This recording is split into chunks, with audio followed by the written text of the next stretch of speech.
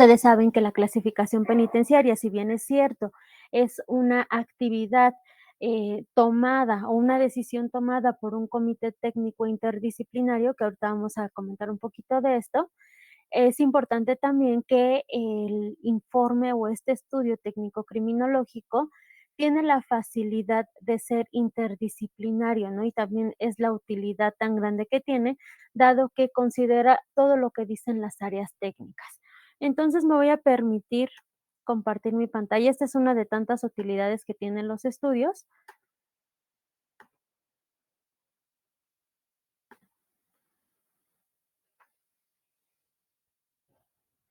Bien, para ello vamos a iniciar un poco en este tema introductorio del por qué se realizan estos estudios o estos informes en las cárceles, ¿no? En este sistema penitenciario, el cual podemos definir como instituciones encargadas de albergar, custodiar y una de las palabras más importantes es asistir a personas puestas a disposición por la autoridad judicial, ya sea por prisión preventiva o punitiva. Generalmente, cuando doy la plática de criminología penitenciaria, inicio con la pregunta de qué es una cárcel, qué es un centro penitenciario. Y es interesante la visión o la percepción que tienen conforme a cada una de las materias o cada una de las licenciaturas que están estudiando. Recientemente oportunidad de participar en una universidad y al hacer esta pregunta me comentaban respecto a lo que es el derecho, ¿no? Me decían, son personas que tienen que o que han sido procesadas o sentenciadas por un delito, ¿no? Entonces, se encargan de tenerlos y se encargan de darles una sanción. Tienen mucho esta idea que se tiene de ulpiano de la justicia, darle a cada quien lo que le corresponde. Pero cuando preguntamos a otro tipo de ciencias sociales, por ejemplo, psicología o criminología, qué significa el sistema penitenciario, una de las percepciones tan bonitas que tenían en este sentido mencionaban, es un lugar para la reinserción social. Y sí, efectivamente, la finalidad de estas instituciones tendría que ser la asistencia, ¿no? El apoyar a ese proceso de reinserción social, que al fin y al cabo es un derecho humano de toda persona privada de la libertad, ¿no? Entonces, sí me gustaría que ustedes se quedaran con esta percepción que el centro penitenciario, la finalidad principal tendría que ser la asistencia y la formación de factores protectores para su reinserción social. Bien, para saber el por qué se emiten estos estudios o los informes técnicos criminológicos, es importante también tener el contexto de en dónde se encuentran, ¿no? Precisamente en la parte de la criminología en una institución penitenciaria. ¿Cómo es el organigrama que se debe de manejar, al menos en una institución, para poder apoyar lo que les decía, ese proceso de reinserción social? Está conformada por una directora o un director que se hace cargo de toda la administración de la institución penitenciaria. Esto es, tener contacto directo y comunicación con la parte de los subdirectores y las áreas técnicas, ¿no? Entonces, la dirección, les comentaba, directora o director. Posteriormente tenemos 4 subdirecciones, mínimo en una institución penitenciaria. La primera de ellas es la subdirección administrativa. La finalidad de esta subdirección es el poder apoyar a la institución con cuestiones de recursos humanos o recursos materiales, generar todos esos convenios, también tener la comunicación con las instituciones con la finalidad de poder dar los recursos también a las personas privadas de la libertad. ¿A qué me refiero? Si en algún momento en algún dormitorio existe una gotera, bueno, es importante que pueda gestionar todo ello para que esas condiciones de vida digna en una institución penitenciaria puedan ser resarcidas, ¿no? Pueda dárseles a las personas privadas de la libertad. Entonces, se hace cargo tanto de la parte del personal penitenciario, así como de las personas privadas de la libertad. Posteriormente tenemos la Subdirección de Seguridad y Custodia, que se hace cargo de la parte operativa de las instituciones. Esto es tanto una seguridad externa como una seguridad interna, una seguridad extramuros e intramuros, ¿no? Entonces, aquí en esta parte operativa contamos, por ejemplo, con un área de control, ¿no? Si hay una persona, por ejemplo, que en dada situación ¿no? Ahorita nos encontramos en la pandemia, bueno, ustedes se percatan que personas menores de edad no pueden ingresar a instituciones penitenciarias, pero ¿qué tal si es el día del padre, por ejemplo, y hacen un evento en la institución? Bueno, Subdirección de Seguridad y Custodia junto con una subdirección técnica gestionan toda esa parte, tanto del acercamiento familiar, así como las medidas de seguridad para que este menor, ¿no? Entonces les decía, aquí vemos un trabajo también inter y multidisciplinario. Posteriormente tenemos la subdirección jurídica, que entre de las bastantes funciones que tiene, una de ellas es el procedimiento administrativo. Cuando una persona privada de la libertad llega a vulnerar un reglamento interno, por ejemplo, un reglamento de centros penitenciarios, porque ha robado, porque se ha peleado con un compañero, la subdirección jurídica realiza como un proceso sumarísimo, muy pequeño, con la finalidad de que la persona dé su declaración, por ejemplo, así como el mencionar algunos medios de prueba con la finalidad de que se pueda hacer un desahogo, pero es una audiencia muy pequeña, ¿no? Entonces, ellos se hacen cargo de gestionar todo ese tipo de procedimientos administrativos. ¿Qué más puede hacer? Contestar amparos, por ejemplo, las peticiones administrativas que realizan las personas privadas de la libertad, sus defensores, sus familiares o personas que son cercanas a cada una de ellas. Por ejemplo, si la persona refiere que no puede comer lo mismo que el resto de la población, a través de una petición administrativa que llega a la subdirección jurídica, solicitan una dieta en específico, ¿no? Entonces, todos estos procesos los lleva a cabo la subdirección jurídica. Posteriormente tenemos la subdirección técnica y aquí ahora sí entramos a lo que son las áreas técnicas. Son las que tienen también mayor cercanía con la institución y con las personas privadas de la libertad. Aquí nosotros nos podemos percatar que cada una de ellas tiene que hacer incluso gestiones en específico para poder apoyar a la población. Ejemplo de ellos tenemos a servicio médico, ¿no? Aquí en Puebla, por ejemplo, el hecho de que servicio médico genere también esos convenios con Hospital General del Norte, Hospital General del Sur, para que se pueda recibir esa ayuda a las personas privadas de la libertad que a lo mejor necesitan una operación. Entonces, servicio médico se hace cargo de la salud de las personas privadas de la libertad. Recordemos que la salud es una de las bases de la organización del sistema penitenciario, ¿no? Entonces, antes llamados los ejes de la reinserción social. Y es por ello que el servicio médico atiende en un primer nivel las necesidades de salud de las personas privadas de la libertad. Posteriormente, el área de pedagogía, y esto es importante porque cada uno de ellos para nuestro estudio técnico criminológico emite también una opinión.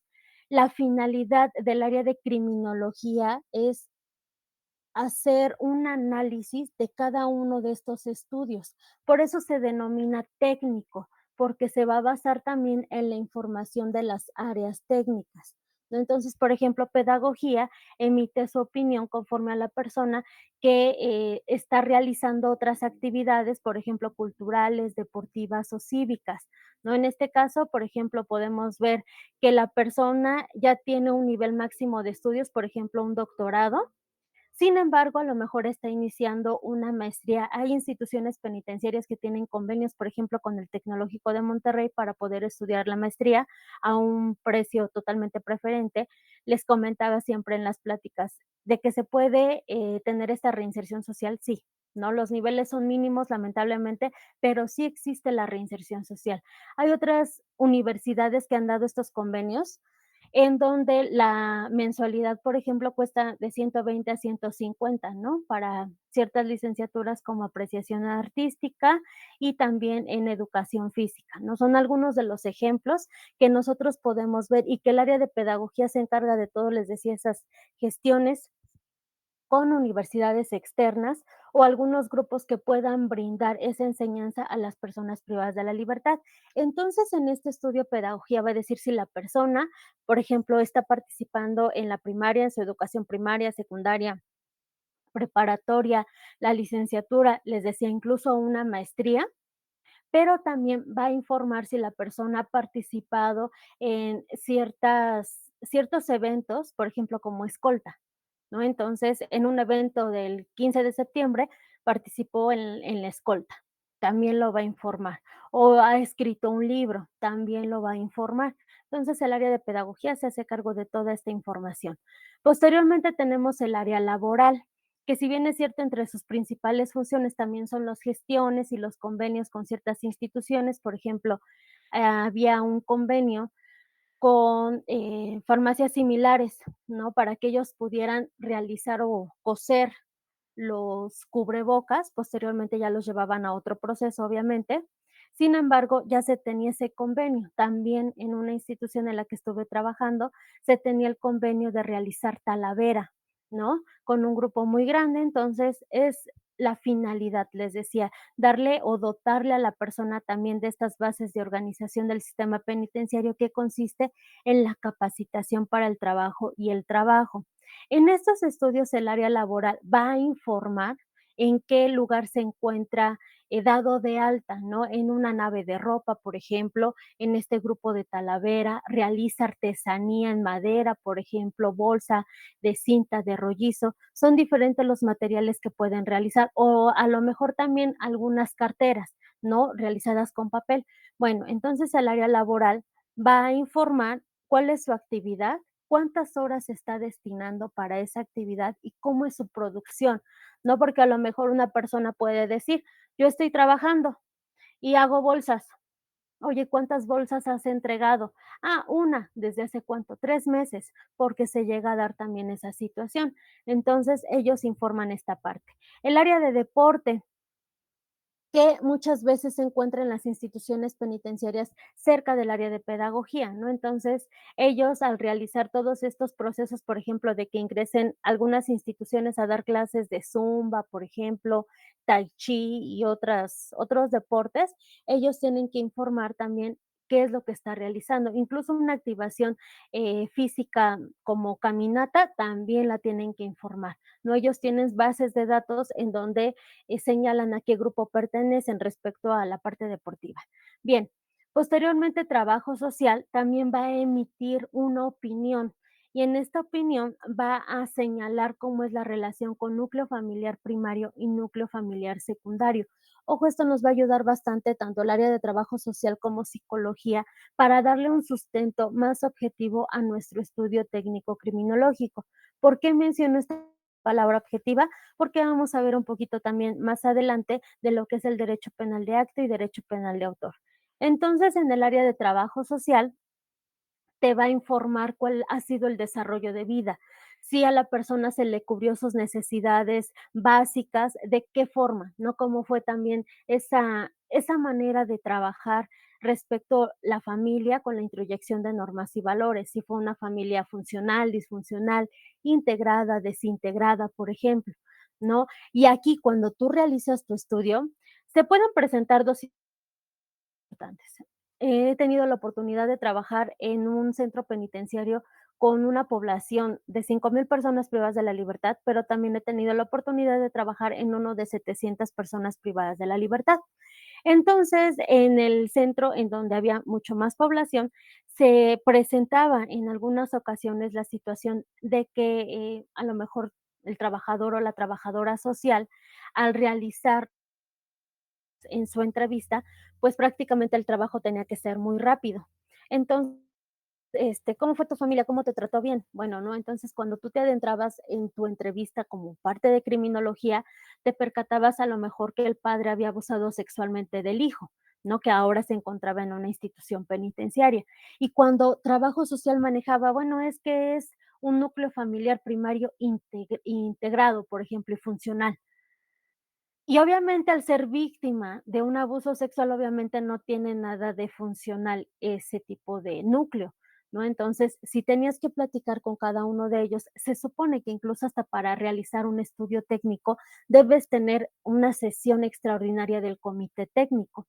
Sin embargo, hay que ser realistas, ¿no? Muchas veces te piden hasta 15 estudios por día, 7 estudios por día, y obviamente no puedes realizar todo este trabajo y también realizar las sesiones del comité técnico. Entonces, trabajo social te va a informar cómo es la relación con su familia, si existe algún tipo de roce victimológico. Esto es que al momento de la comisión del delito o al momento de egresar de la institución pueda generar un daño a la víctima que en ese momento se presentó. Si la persona ha ingresado a una institución penitenciaria por el delito de violación hacia su hija, por ejemplo, obviamente existe un roce victimológico y trabajo social también lo puede informar. ¿Qué más puede informar trabajo social respecto a las condiciones de vida que tiene la persona actualmente? ¿No? Si va a egresar de la institución, ¿qué características tiene su hogar, por ejemplo, en dónde se encuentra? Si es una zona considerada de riesgo, bueno, trabajo social tiene la oportunidad también de realizar ese trabajo de campo. Tenemos el área de psicología, y psicología y criminología nos encontramos en un punto un poquito crítico respecto a la institución penitenciaria, porque se nos consideran como ciencias subjetivas. Y pues obviamente no estamos estudiando números, no es como decir 2 más 2 va a dar 4. No, una persona puede presentar cambios y ustedes a lo mejor se han percatado con mamá, con papá, con algún familiar o también con un amigo, ¿no? Que a lo mejor al inicio del 2022 era de cierta forma, ¿no? Un poco agresivo, hostil, por ejemplo, se aislaba. Bueno, son características. Cuando fallece a lo mejor un familiar, lo vuelves a ver 6 o 7 meses después y ha cambiado totalmente esa persona. No, pues obviamente estamos en un proceso evolutivo de desarrollo y no siempre te va a dar el mismo resultado. Es como que siempre la crítica que se da al área de criminología y psicología, porque incluso estos estudios técnicos criminológicos eh, podemos realizarlo cada 6 meses, porque en esos 6 meses podemos ver también en la persona un avance significativo o un retroceso significativo, ¿no? Entonces, psicología te va a informar también de cómo ha sido su desarrollo de vida, porque ustedes saben que cuando se estudia la psicología, obviamente vas a tomar en cuenta cómo fue su relación en el núcleo familiar primario, secundario, ¿no? Entonces, ellos deben de tomar también la información de trabajo social. Tenemos el área de psiquiatría para personas que se encuentran a lo mejor con algún tipo de enfermedad mental, ya sea orgánica o por el consumo de sustancias tóxicas. Lamentablemente, tenemos también niveles o cifras muy altas de personas que son dependientes a sustancias tóxicas en centros penitenciarios. Y puede ser que ha derivado, a lo mejor, les decían, un trastorno mental. Y el área de psiquiatría tiene que informar cómo ha sido su proceso, cuál ha sido el tratamiento que se le ha brindado, no su última valoración psiquiátrica, y que tú también lo puedes retomar para realizar tu estudio técnico criminológico. Posteriormente, el área de criminología va a realizar lo que es precisamente la explicación integral, ¿no? Porque te vas a basar en todas estas áreas técnicas con la finalidad de dar, les decía, una explicación a un caso concreto. Si nos remitimos a las primeras definiciones de la criminología acá en México, por Alfonso Quirós Cuarón, ustedes recordarán que decía: "Es la ciencia sintética, causal e explicativa". No te está diciendo la que comprende, la que apapacha, no. Es la ciencia que trata de dar una explicación integral. Esto quiere decir que si servicio médico y psiquiatría te informa, por ejemplo, que la persona tiene una enfermedad mental, ¿y por qué va a estar en una institución penitenciaria? Bueno, porque ellos no son sentenciados o no tienen algún tipo de sentencia, sino que tienen una medida de seguridad de internamiento. Ustedes recordarán que en una definición, por ejemplo, del derecho penal se menciona, es el conjunto de normas jurídicas que estudia las penas y las medidas de seguridad, ¿no? Bueno, las medidas de seguridad pueden ser aplicadas a personas que tengan una enfermedad mental, porque también si recordamos la definición del delito y los elementos positivos y negativos, en una de ellas se menciona que un elemento negativo es la inimputabilidad, no la persona que no tiene la capacidad para conocer el resultado o el hecho que ha realizado. Entonces, ante ello se aplican las medidas de seguridad. Dentro de las instituciones penitenciarias, por ejemplo, para ellos se les protege, se hace una clasificación para protegerlos tanto de la persona externa, bueno, de las personas privadas de la libertad que no presentan una enfermedad mental, así como de sus compañeros, ¿no? Entonces, aquí puede ser una de las utilidades, les decía, de realizar todos estos estudios técnicos, pero ya me estoy basando en la información que me está dando servicio médico y el área de psiquiatría. Posteriormente, se debe considerar a cada persona privada de la libertad como una unidad biopsicosocial cultural. Cada uno de ellos ha tenido un desarrollo biológico, ¿no? Hasta el hecho, por ejemplo, les comparto mucho esta situación porque el trabajar también con mujeres privadas de la libertad enriquece bastante el conocimiento. Y ella mencionaba en una entrevista, llega por el delito de feminicidio, porque había privado de la vida a su mamá, la mamá con la cual aquí vamos a ver también estos aspectos sociales culturales, la mamá que siempre había estado con ese sentimiento de odio hacia su hija, por ejemplo, el decirle: "Eres fea, nunca te va a hacer nadie caso, no vas a tener hijos". Y sí, ella tuvo una hija, y en la última de esas, discusiones, nuevamente le menciona todas estas palabras hirientes, y dice ella: "Bueno, ya he llevado yo como 3 semanas que no descansaba", ¿no? Entonces, ya me habían, dado mi diagnóstico de depresión, y en esas 3 semanas yo dormí máximo como 5 horas, en esas 3 semanas.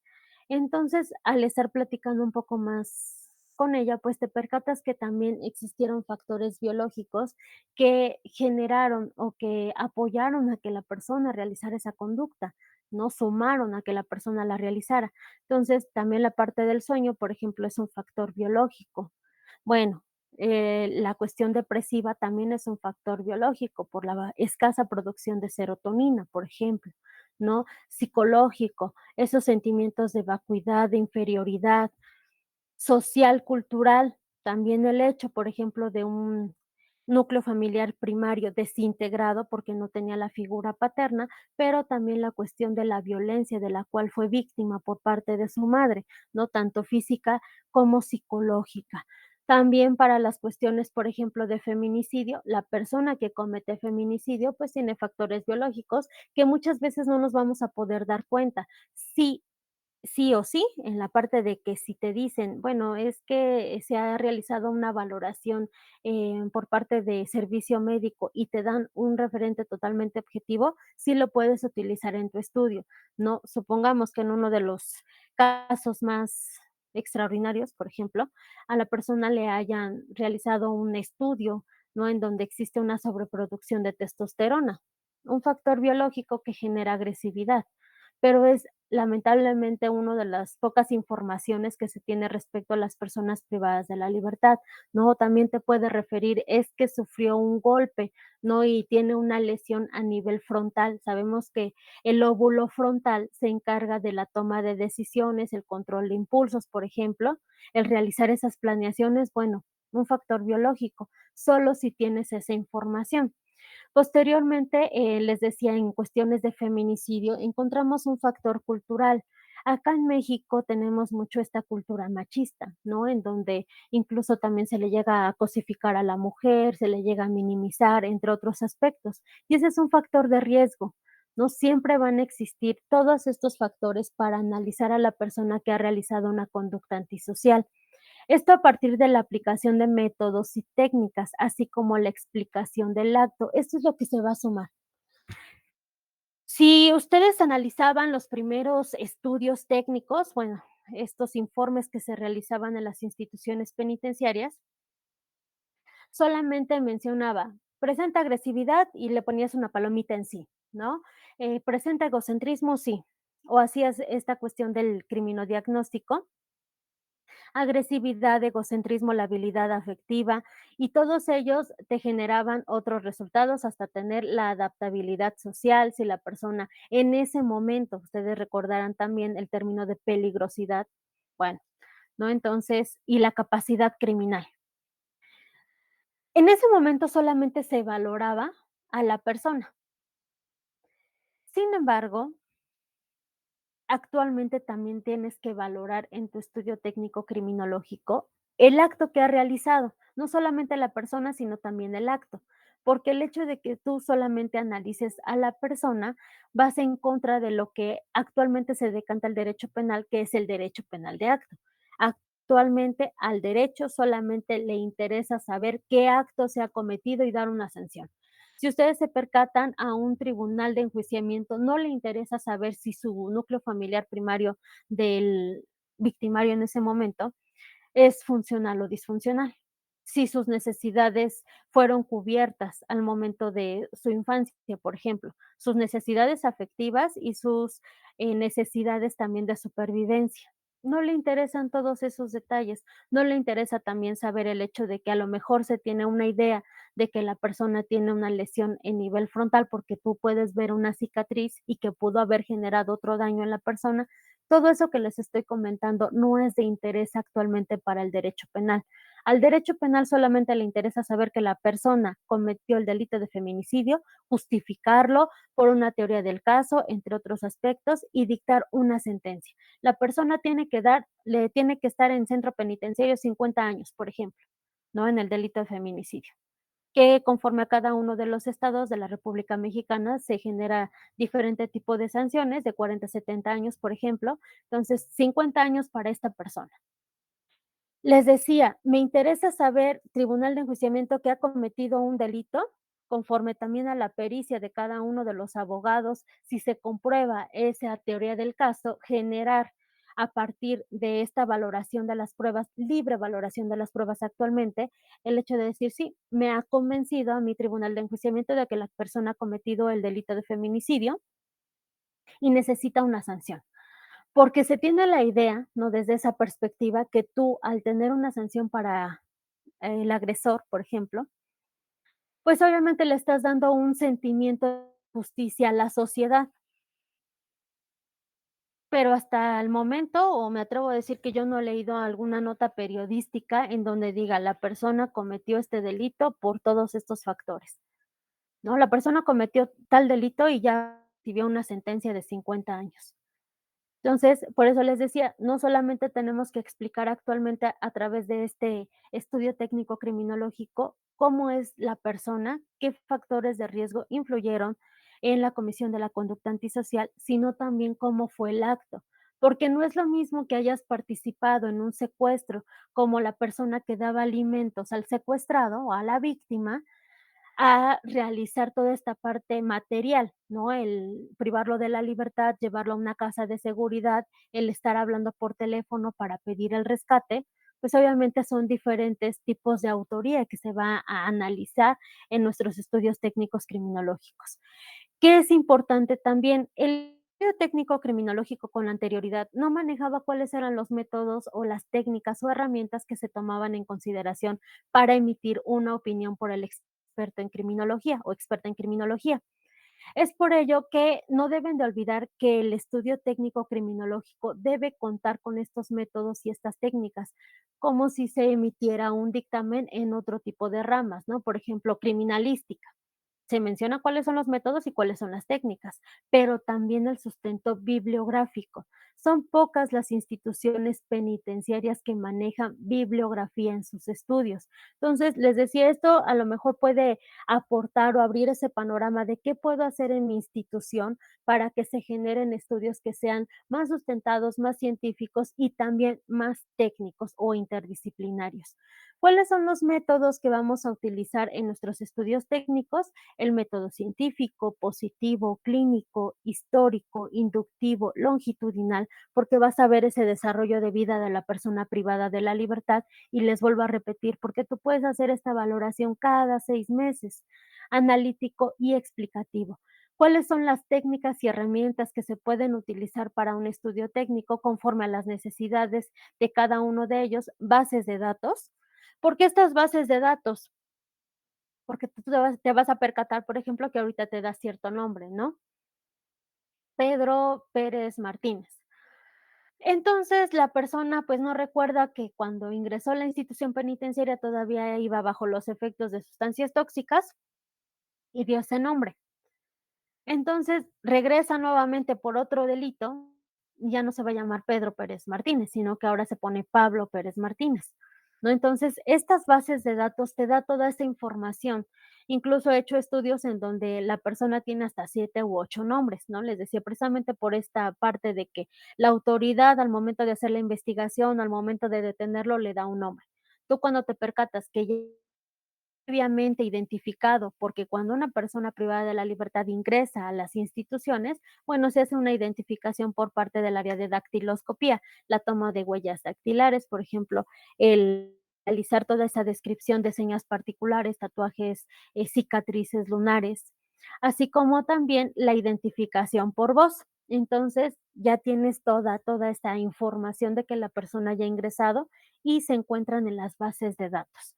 Posteriormente, la consulta de expediente único. El expediente único es por cada persona privada de la libertad. Y en ese supuesto, hay personas que vienen de traslado de otra institución. Bueno, también te mandan todo el expediente único. Esto te va a permitir ver si la persona ha participado en otras áreas técnicas, ¿no? De qué forma han emitido con anterioridad sus opiniones respecto a su desarrollo en el ámbito penitenciario, si existen rasgos de prisionalización, por ejemplo, no es tanto como una estigmatización, ojo con esta parte, ¿no? Porque obviamente vamos a atentar también con lo que les decía, ese derecho penal de acto, y no vas a poner los tatuajes con la finalidad de decir, bueno, es que, ya está realizando algún tipo de alteración en su anatomía corporal. No es con esa finalidad de, les decía, de estigmatizar a la persona, de etiquetarla, sino que para ver si se ve inmerso en otras actividades ilícitas o otras conductas ilícitas.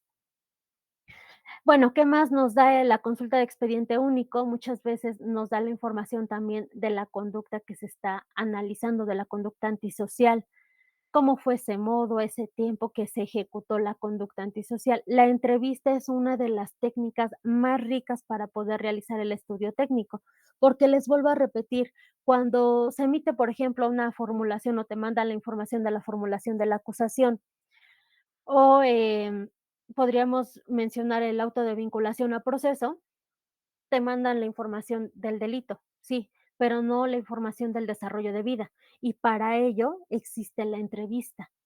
En la entrevista vas a poder utilizar a la vez otro tipo de técnicas como el análisis, por ejemplo, del lenguaje corporal, que no es total, ¿no? Solamente es un indicativo de la información.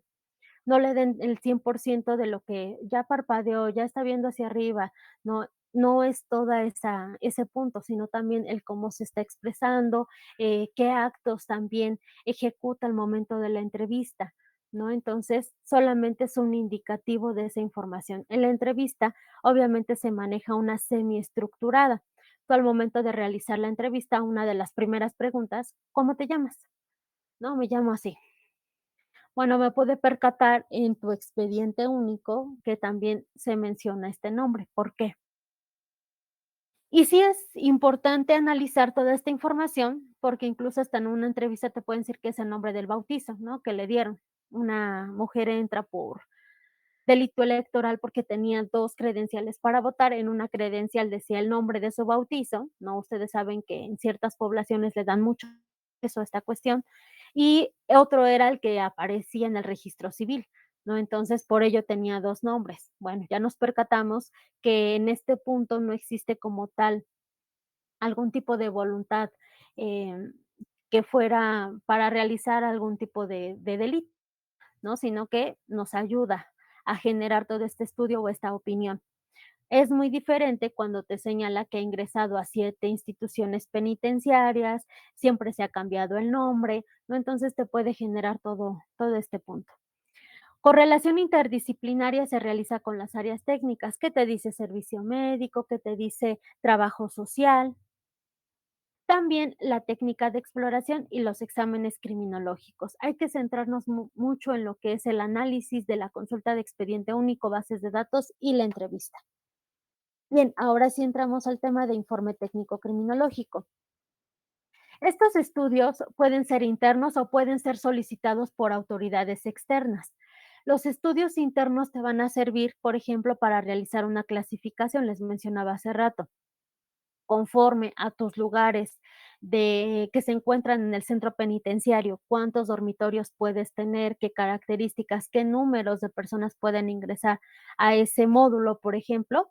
Bueno, puedes realizar un estudio interno, pero pueden ser también solicitados por la autoridad. En este estudio técnico criminológico se pretende tener el conocimiento de la persona con una conflictiva antisocial. ¿Por qué? No solamente para las personas privadas de la libertad, sino también para personas que se les ha dado otra medida cautelar.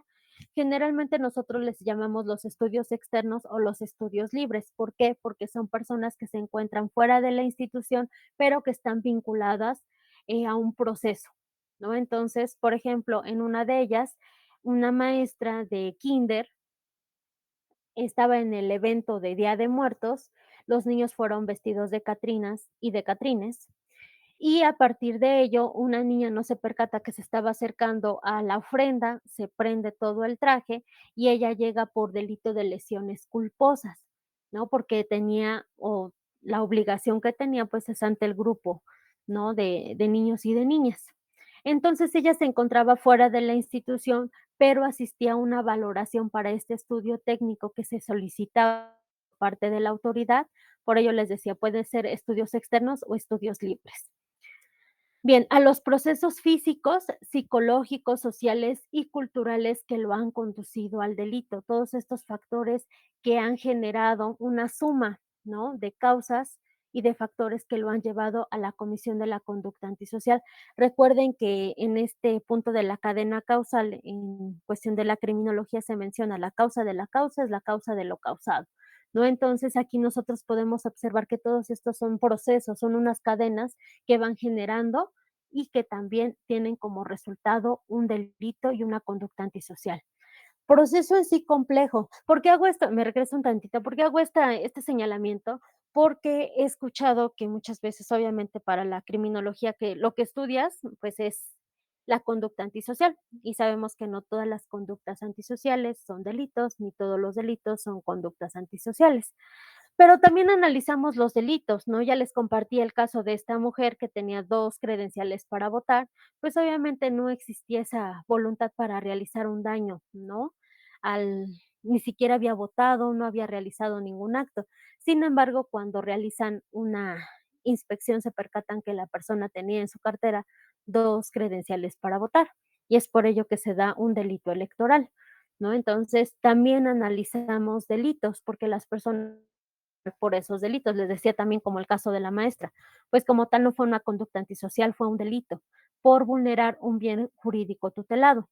Posteriormente tenemos proceso en sí complejo y a la vez dinámico en la que entran todos los elementos para la comprensión del individuo, su familia, su medio social, su conducta.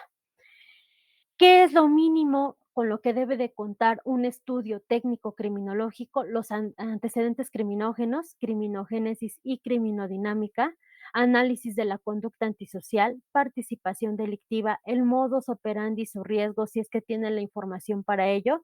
El riesgo de violencia es una nueva herramienta que puede ser utilizada por psicólogos, por criminólogos y también trabajadores o trabajadoras sociales. Conclusiones y pronóstico. Bien, me voy a detener un poquito, es muy rápido lo que les mencionaba hace rato, que el derecho penal de acto y de autor. ¿Cuál es la percepción que tienen ustedes respecto a este tema que les mencionaba? Al derecho penal actualmente le interesa analizar el delito, pero no analizar a la persona que lo ha cometido. ¿Cuál es su perspectiva que tiene?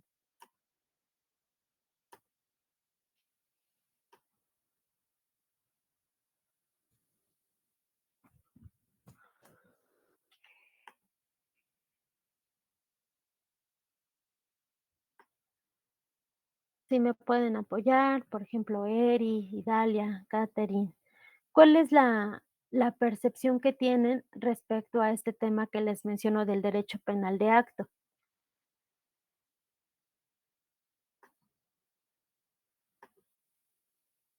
¿Consideran que es lo más viable? Porque el derecho penal de autor, por ejemplo, inicia con los estudios, pues, propiamente de la criminología. Cuando César Lombroso realiza el Tratado Antropológico Experimental del Hombre Delincuente, ustedes saben que se basa en características físicas, ¿no? Respecto a las personas que se asemejan más como un ser atávico, un ser que no ha evolucionado, una persona que parece un mono. ¿no? Entonces, no es tanto llegar a ese extremo, obviamente, no decir: "Es que la persona por ser poquito feíta, pues cometió el delito", pero tampoco podemos dejar de lado el seguir explicando su desarrollo biopsicosocial cultural y solamente caer en la explicación de la conducta antisocial o el delito. ¿Cuál es la perspectiva que tienen ustedes?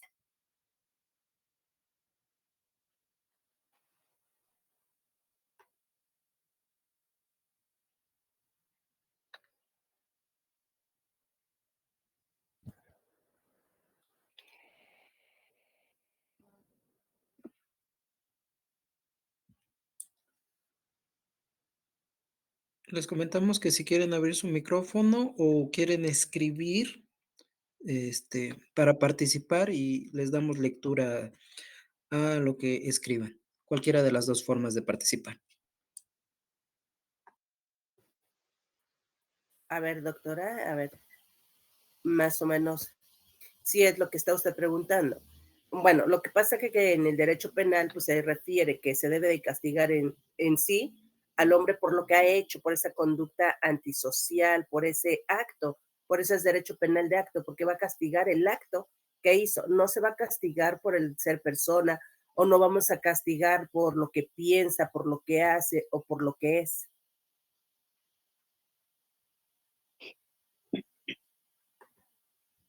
¿Idalia? Buenas noches, doctora. Sí, buenas Buenas noches, noches. Idalia. Más que nada, el derecho penal se refiere a que también va a analizar ¿cómo lo podría decir? El por qué las causas cometió el delito dicha persona. Y es por eso que ustedes trabajan lo que es en las penitenciarías, es apoyado por otros, ahora sí que por otras ciencias, ¿no? Lo que es la psicología, etcétera, etcétera, por lo que acaba de mencionar. Y se estudia el por qué cometió el delito, no a la persona. Gracias, Idalia. Gracias, maestra Eri. Sí, efectivamente, actualmente sí, obviamente a la persona se le tiene que les decía, no podemos llegar a los extremos, ¿no? Ustedes recordarán nuevamente cuando se dan todos estos estudios de criminología, en donde decían, bueno, es que la persona, pues, obviamente nunca va a evolucionar. Nos regresamos a los tiempos de César Lombroso, ¿no? En donde la persona nunca va a evolucionar, por ejemplo, la persona siempre va a tener estas características físicas que lo hacen como un criminal nato. Ustedes recordarán en estas palabras. No podemos caer tanto, en decir, bueno, la persona a lo mejor tuvo una sanción, una sentencia de 3 años, pero como no se le van a quitar estas características, va a permanecer 10 o 15 años en una institución penitenciaria. No, a la persona ya se le dio una sentencia, ¿no? Por la conducta que ha realizado. Les decía, en las instituciones penitenciarias, como menciona también Idalia, pues es importante que cada uno de nosotros emitamos opiniones porque los tenemos frente, estamos trabajando con ellos o con ellas. ¿No? Y obviamente al ver todo este proceso, pues podemos generar algún tipo de opinión respecto a la persona privada de la libertad o a la persona que se encuentra vinculada a proceso y que se encuentra fuera de la institución o tiene otra medida cautelar, ¿no? Entonces, la pregunta es, bueno, ¿debemos de dejar de ver a la persona y solamente al acto? ¿Cuál es su perspectiva? Ya nos comentaba Idalia, hay que ver a la persona, cuál ha sido su desarrollo, ayudarte de otras áreas técnicas como trabajo social, psicología. ¿Cuál es su percepción que tienen? Solamente quedarse con el delito, porque les comentaba, en una de las instituciones en donde estoy trabajando, se tiene la frase, ¿no? La persona, bueno, aquí entra el ser humano, el delito se queda fuera, ¿no? La frase de Montesinos. ¿Qué es lo que piensan ustedes?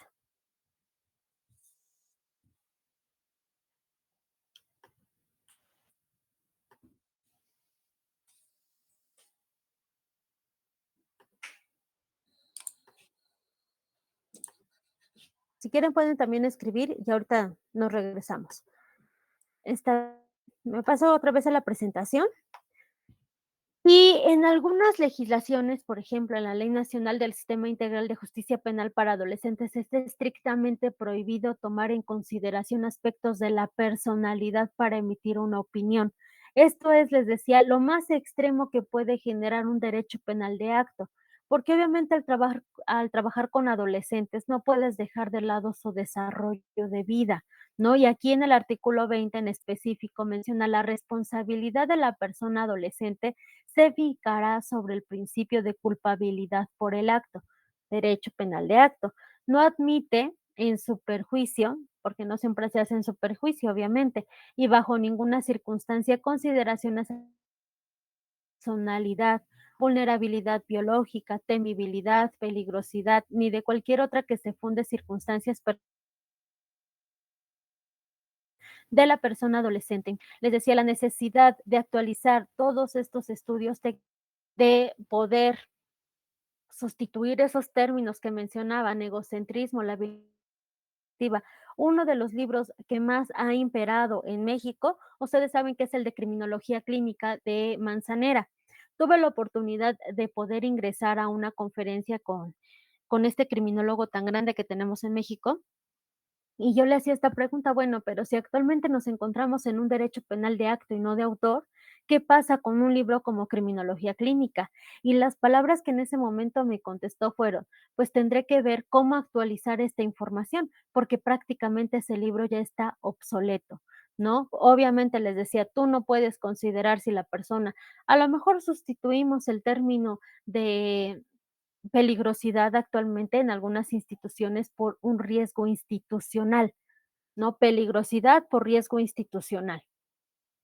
Porque todos estos términos se tratan de ajustar a un derecho penal de acto. No podemos dejar de lado lo que se está trabajando con la persona privada de la libertad, porque obviamente, si tú te percatas, ¿por qué les menciono este punto? Acá en Puebla, tú puedes hacer en ciertas instituciones la valoración del riesgo, ¿no? Y en este riesgo va conforme a la víctima, a la sociedad, por ejemplo, pero en otro centro penitenciario en el cual también trabajé, a nosotros no nos pedían esas valoraciones, porque quien lo realizaba era un consejo general técnico que se encontraba, era prácticamente o formaba parte de la Secretaría de Gobernación, y ellos realizaban estas valoraciones. Y existía ahí como que una contradicción de la información, porque tú trabajabas con estas personas privadas de la libertad y dabas que la emisión o esta opinión, que el riesgo que presentaba la persona, pues era bajo. Pero cuando ellos realizaban la entrevista siendo entes externos a las instituciones, decían que el riesgo de la persona era alto, ¿no? Entonces aquí nos percatamos de esta contradicción de información. Sí es importante valorar el acto, sí, pero también es importante valorar cuál ha sido el desarrollo de vida de la persona y el desarrollo de vida dentro de la institución penitenciaria. Por ejemplo, al momento de ingresar se encontraba apático para poder participar en actividades, pero un año o 2 años después ya te percatas que está estudiando, que está matriculado en la secundaria, ¿no? Porque ya pasó primaria y actualmente se encuentra en la secundaria, que se encuentra también trabajando, que asiste a lo mejor algún tipo de terapia psicológica, que también va a grupos de doble A pesar de que no ha tenido algún tipo de adicción, también va a grupos religiosos, ¿no? Y se acerca a actividades dadas por el área de trabajo social, criminología, psicología, ¿no? Entonces, no solamente es dar ese tipo de opiniones solamente en el acto que realizó la persona, sino también en desarrollo de vida. Aquí les dejo el ejemplo también de una tesis aislada respecto a lo que es el derecho penal del autor y derecho penal del acto. ¿Cuáles son esos rasgos de sus características y diferencias? ¿Cuál es la utilidad del informe del estudio técnico criminológico? Debe apoyar al manejo y funcionamiento del centro penitenciario. Clasificación. ¿Cómo debe ser esta clasificación? El artículo 18 de la Constitución Política de los Estados Unidos Mexicanos, junto con el artículo 5 y 31 de la Ley Nacional de Ejecución Penal, se menciona cuáles son precisamente estos criterios para realizar la clasificación mínima en un centro penitenciario. Por ejemplo, la protección a grupos vulnerables, personas que pertenezcan a la población LGBT, TIQA+,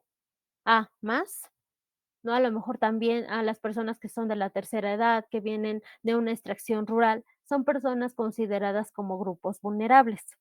Bueno, ellos tienen que estar en grupos totalmente diferentes, ¿Qué otra clasificación? Hombres, obviamente, separados de mujeres, procesados de sentenciados, pero también se pueden manejar otro tipo de estrategias para evitar esa contaminación criminal, porque lamentablemente y realmente algunas de las instituciones penitenciarias, pues ustedes saben que son la escuela del crimen, ¿no? Entonces, aquí nosotros con la finalidad de contrarrestar ese tipo de aprendizaje delincuencial, se genera una clasificación penitenciaria.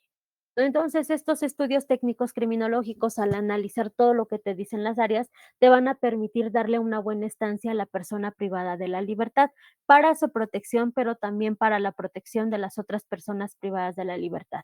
Les decía, puede ser también en el anterior sistema, en el inquisitivo, nosotros como criminólogos, criminólogas, emitíamos la opinión para que cierto juez o jueza diera una sentencia. En este nuevo sistema no pasa eso. Solamente se basan en el acto y no en la persona para poder dar un tipo de sentencia.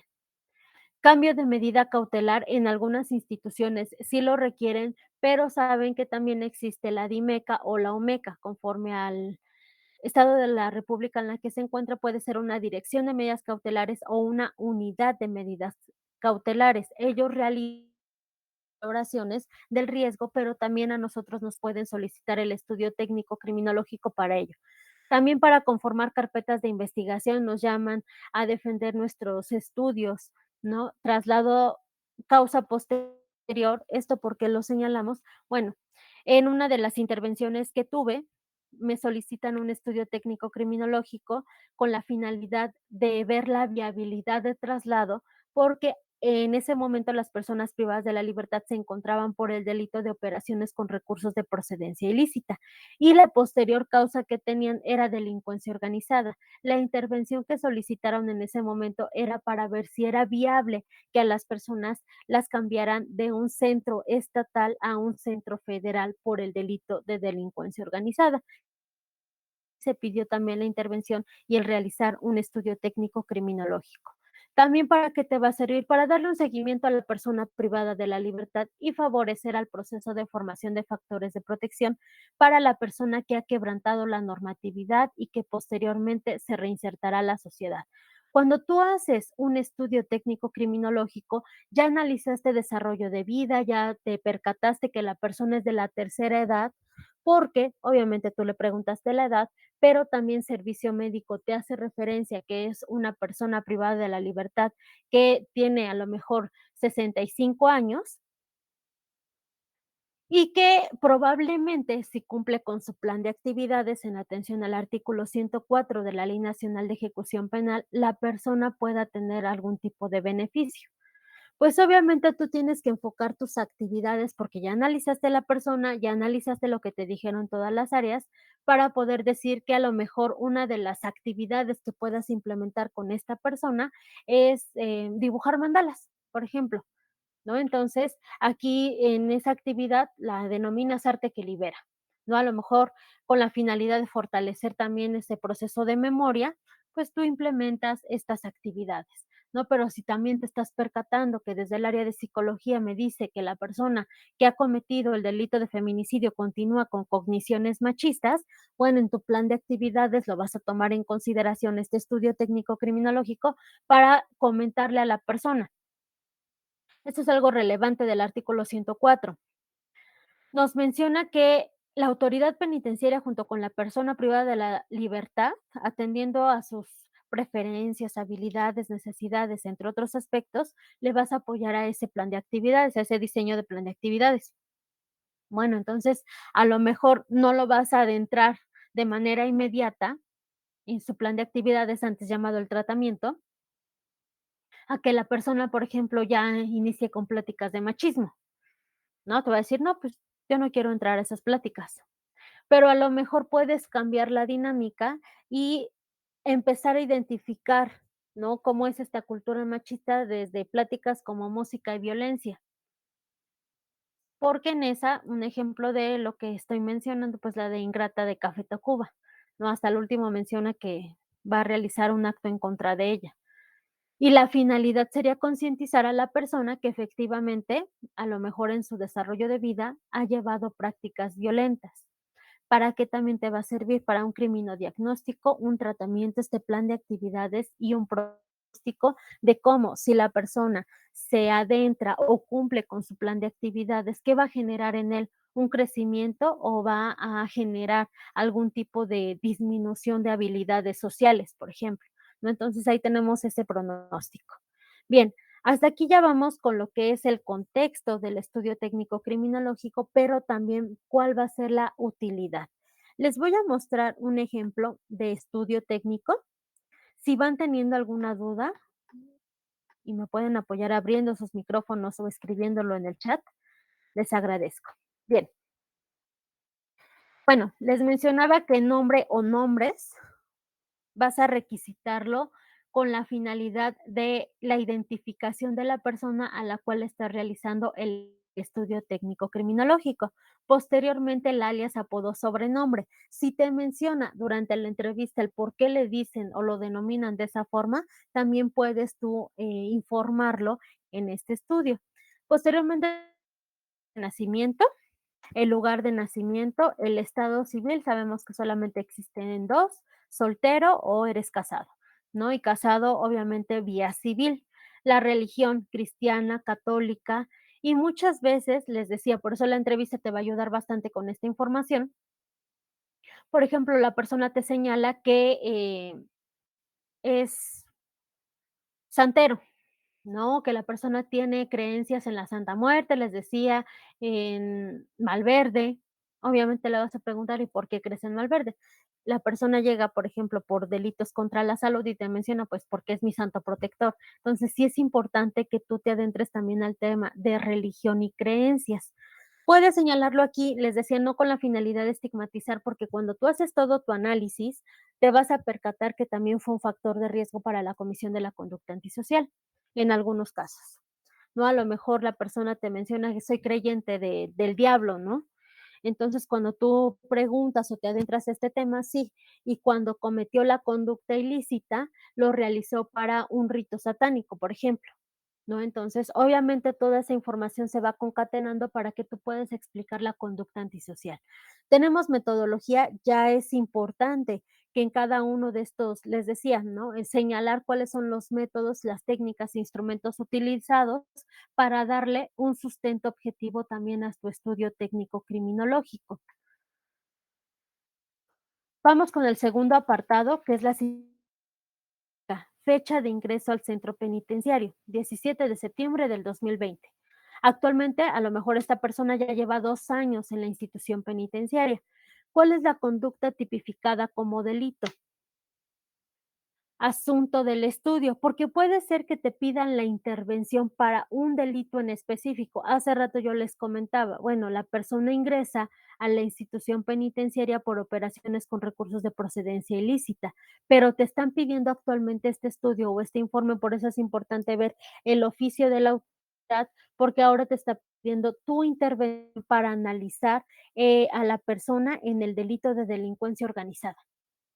Aquí existe mucha contradicción, les decía, porque no todos están actualizados en estos temas y te siguen solicitando estudios de personalidad. Pero si ustedes recuerdan, hace un momento mencionaba, no te voy a pedir nada de información respecto a la personalidad, pero cuando llegan los oficios de las autoridades, te piden que emitas un estudio de personalidad, ¿no? Entonces, sí es importante que tú analices por qué causa te están solicitando esta intervención.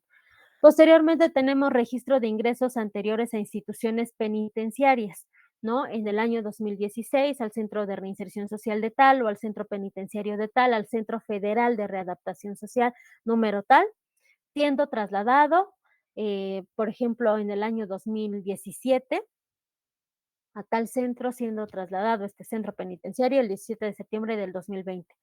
De manera interna en tu entrevista, tú ya tienes el por qué esa persona ha sido trasladada, por ejemplo, o había ingresado con anterioridad a otra institución. Generalmente, pocas personas aquí en la República